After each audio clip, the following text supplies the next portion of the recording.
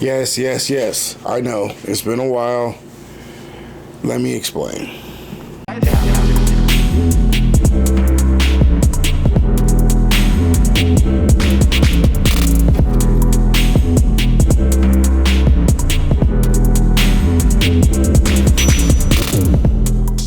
Hey everybody out there, Chiefs Kingdom YouTube. It is your boy Big Chief Sean. Yes, I am back on the microphone. Yes, indeed. A lot's happened since then, so I'm ready to talk about it. You know what else to help me talk about it? Hitting the like and sub button. Would highly appreciate it if you did that. You know, because at the fact that I didn't even think I was going to make it to 500 subs, and I'm getting kind of greedy, and I think we can make it to 1,000. Let's cross fingers. Let's do this, huh? Hit the like button, hit the sub button, make sure to hit the bell and notification so when you see my cool videos or whatever I'm doing, you won't miss out and you'll be first in line, or however it is, firsties, backsies, however you prefer.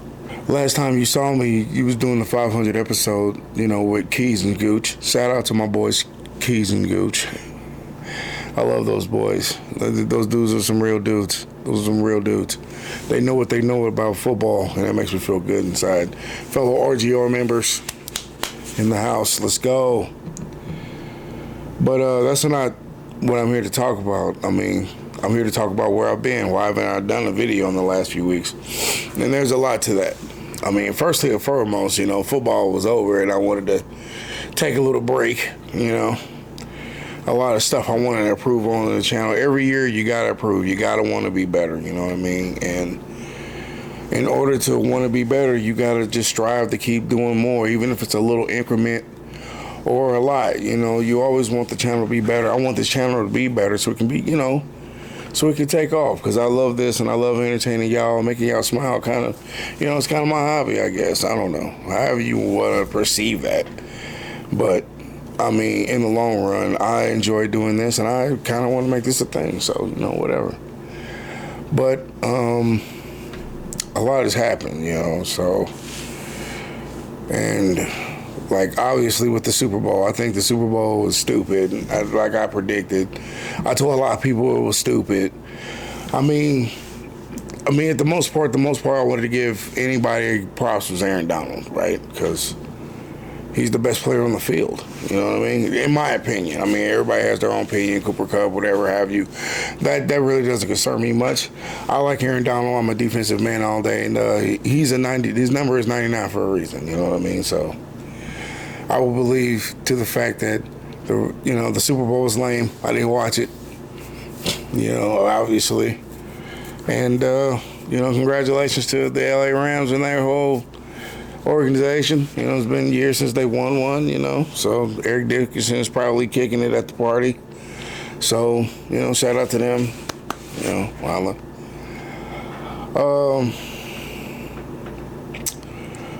I was just kind of flabbergasted what happened about the game, you know. I know y'all saw my video about that, you know, and it angered me then. It still angers me now, you know what I mean? But you got to get over, you got to move on, you know. The season's over.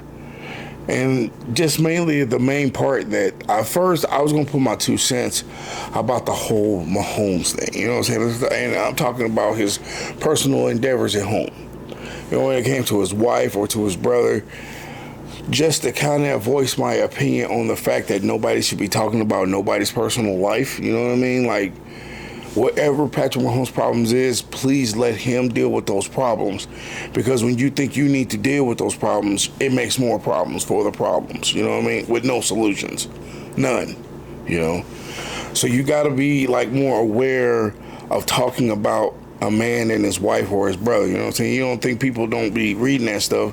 People do. You don't know how humble Mahomes is. We talk about the same guy, you know, always puts his teammates first type attitude, and he still does. So I don't think nobody should really be talking about that. That's why I didn't ever really do a video about that, because that's the only thing you really want to talk about, especially him, the thing with him and Bieniemy. And it's like, bro, come on, stop the drama police, you know what I mean? Because I mean, last year was him and Kelsey. Now it's him and Mahomes. It ain't him arguing with. It's him being tough.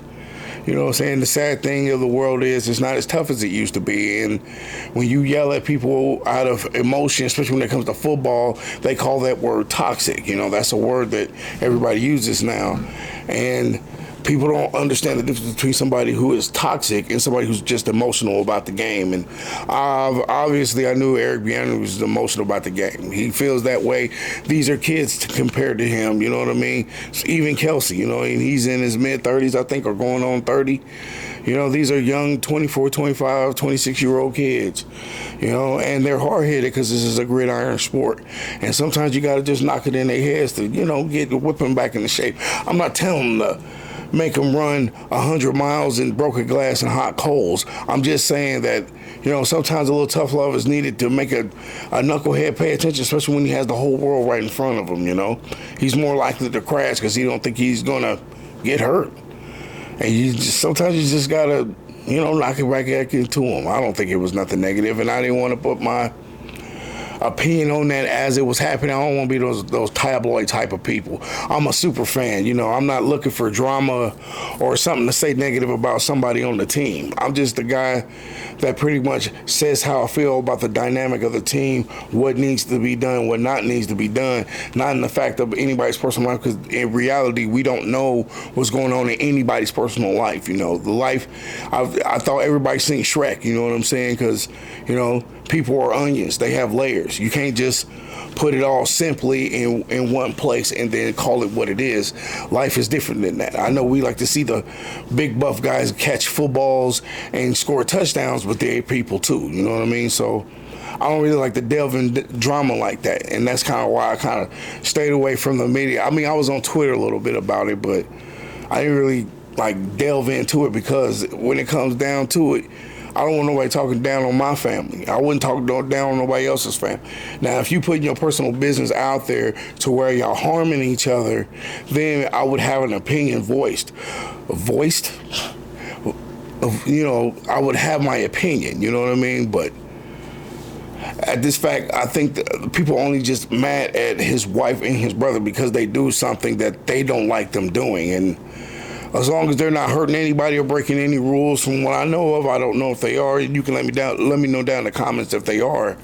But I don't know if they're breaking any rules or anything like that. But as long as they're not, I don't see the big deal. I think it's really stupid. You know, just ignore him. Let him do what he wants. You know, he's a kid. He's a kid that has resources. They're going to do dumb stuff. Show me a kid with money that don't do something dumb. You know, that was the point of a comic book back when I was growing up, Richie Rich. You know what I mean? The kid had billions of dollars, and all he did was get in trouble all day, because that's what happens. You know, so I feel like I didn't want to really, like, I'm not reporting on the news. I'm not TMZ. I'm not really into that kind of stuff because that stuff don't interest me. What interests me is on the football field. And if your attitude or your conductance affects the football, that's when I have my opinion. But besides that, I'm not getting into nobody's business until that business comes directly to my door or it affects the Chiefs indirective. You know, I'm not here looking for a piece to talk on somebody. So I'm just voicing my opinion on where I've been in the most light, because a lot of stuff has happened in the Chiefs verse, and a lot of people have been torn and held tongues and all this kind of stuff. And I just wanted to say my 2 cents on it and how I felt about this in little tire run in the season so far. And most importantly, the draft is coming up. So obviously I would come back before the draft, because I know you've heard 1,000 times, Sean, you say you're doing reaction videos. You never really do reaction videos. And I'll tell you why I don't. Or it seems like that I'm ready for it. But it seems like, you know, when I watch the game, or when I'm watching the game with my friends, you know, the crew, and there's a lot of people, you know, things are said in games that I'm afraid that I don't want y'all hearing. It's not, I'm not talking about like, no slurs or anything. Like, there's a lot of cuss words, and that's a lot of editing. And I don't know if I'm going to do that, or maybe I should, you know, have like a Discord or something, or not a Discord, but maybe have like a Patreon or something to where I could show unedited videos. But it's a lot said and it's a lot of footage, and I'm still working on having the ability to record that much footage, especially if there's a lot of funny content in there, and I don't have the time to record a big video like that. You know, it's a lot of work, but that's one of the things I'm working on this year. I'm working on having more ability to do more videos of different kinds of content, because I really don't have a few amount of ways to do anything, and I'm working those ways out right now, but it just so difficult when you have to throw everything in yourself. And I'm not complaining. I'm just saying it's a process, and I hope y'all just work it out with me, because the stuff I'm trying to plan is so much fun, but it is hard to do it when you have to put, you know, bread on table and pay bills and all that kind of stuff, and then doing this as a passion, because it's not like we're getting paid for it. I just love doing it because it's my thing, you know. So there's that.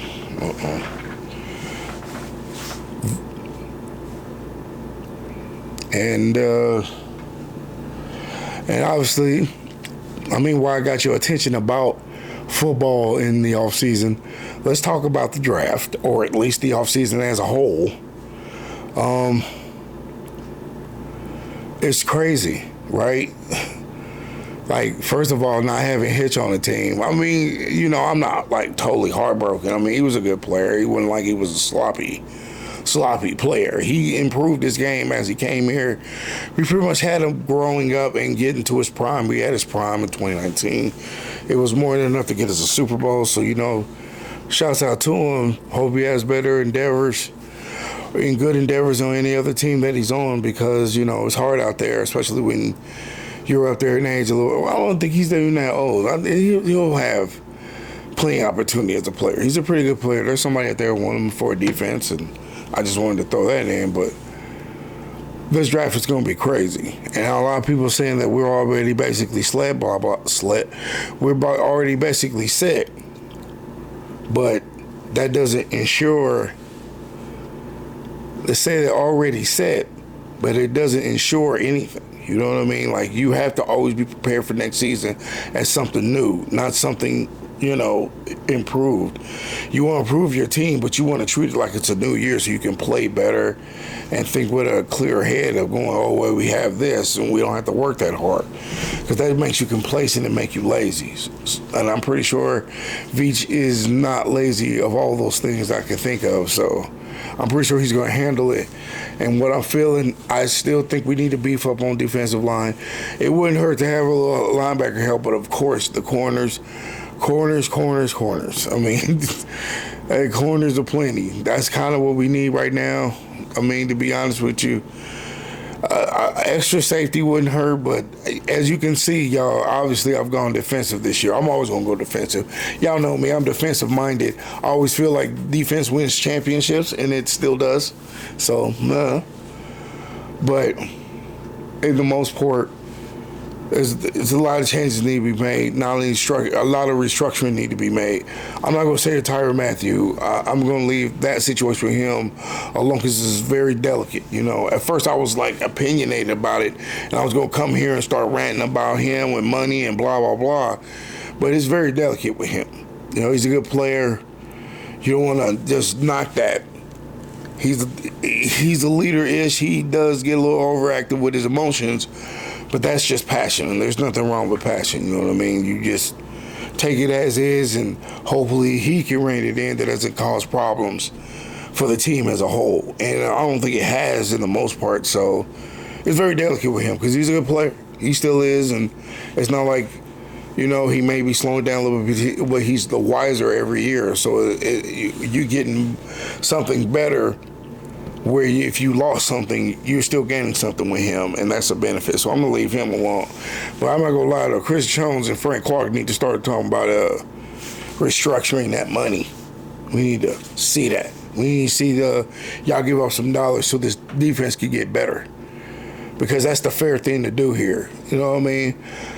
And I try to tell everybody about that. Even me right now, I'm wearing Chris Jones jersey, dude. I trying to support the dude as best I can, because a lot of people call me a Chris Jones hater, and it's not intentional. Well, I mean, obviously, me saying those things out loud makes it intentional. But what I'm saying is he has the potential to be the best defensive lineman in the league. And when you show us that, the fact that he's never had a sack in the playoffs before, that truly tell you where he's at. Like, you know what I mean? Like, I'm not saying he's a bad player, but if you think about that statistic, and then you run into the fact that Frank Clark has some of the most sacks in playoff history, but he doesn't sack that much during the season. It is very odd for the both of them to have stats like that. It is so weird. That'd be no different saying you had a wide receiver with the most catching yards, but his yards after catch are the last in the league. It'd be like, how? I guess you just shrug your hands on it and shrug your shoulders and just, I guess, you know, it is what it is, you know. It's weird. All I'm saying is they just need to talk about restructuring so we can get that defense better, because Bolton and Gay, they are the future of this defense. Hopefully they know that they're going to get better. Hopefully they're going to hit the gym and kill it this offseason so they can show their true worth and why they were picked and drafted when they were drafted, and why the hype is real about those two boys. And I don't know why it hasn't happened yet. You know, Sorensen's still on the team. Your guess is as good as mine, sir. And you will probably guess wrong, or we both guessing right. But it's weird that he hasn't retired or anything. Or if he has, please let me know. Like I said, I've been out a little bit, going through some stuff. So it's been crazy. But as I know right now, Sorensen still plays for the team. For what reason or why? I mean, I guess the checks are pretty nice, but there's a limit, son. There's a limit. And this last part, you know, main reason why I kind of took a break for a little bit is last week I lost a good friend. You know, this is my buddy, my boy, Butch. If you follow me on Twitter, and if you follow any of my social mediums, you've seen I've posted many pictures of him with me, or him just being him, you know. I had to let him go. He had to move on last weekend, and it was one of the hardest things that I've had to do in my life. You know, it was not fun at all. It hurt way more than I thought it would, you know, because I had him since he was a puppy, like literally small enough to hold in my hands, y'all. And I raised him, I trained him, and then, you know, everything, the whole nine. I put all my love in him, and all he did was give it back in return, you know, without asking for anything. And it's a special thing when you have a friend like that, you know, when he's family, you know, because it really hurt that I had to do that, you know. I gave him his first hug when he was born. I gave him his last hug when he passed, and, you know, it hurt. It's still gonna hurt for a while, because he was a big part of my life, you know. The only thing I regret is I never got to put him on my videos. I always wanted to do little skits with videos with him, but, you know, I just never got around to it. In my situation, by the time I was ready for him to do that, he was already a little too old for it, and he wouldn't, you know, be as funny as he was when I first wanted to do it. So I do apologize for that. But in the most part, him being gone is a big chapter in my life going, and it, you know, I just really had to contemplate on it for a little while, and I just wanted to talk about it now, because I think I'm just doing this for the closure that I think I need to have, to just open up and talk about it.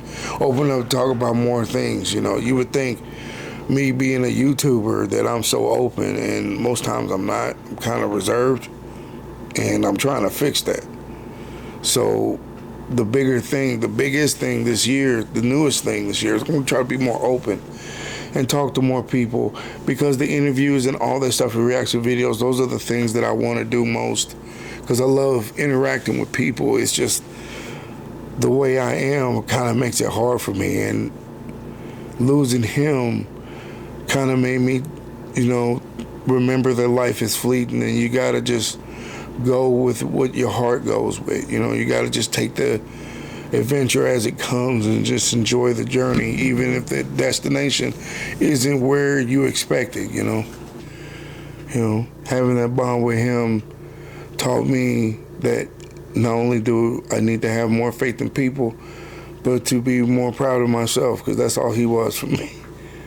Those days where I felt like it was over, or I had a terrible video, or, the videos ain't going, or I'm not getting the likes and subs and stuff, he kind of perked me up to let me know everything was okay. So, I'll leave this segment to him. I know that's, weird for a lot of you, but I just wanted to tell him thank you, man. Sorry to end the video like the way I did. Hopefully you got the positive outlook that I got on and not try to be too negative about things like that. So I do apologize if I came a little bit dark about that. So I'll just end the video on that. So if you like the video, why don't you give it a like, sub to the channel, hit the bell and notifications so you can get more notifications from my nutty self. And I think I'll end the video on that.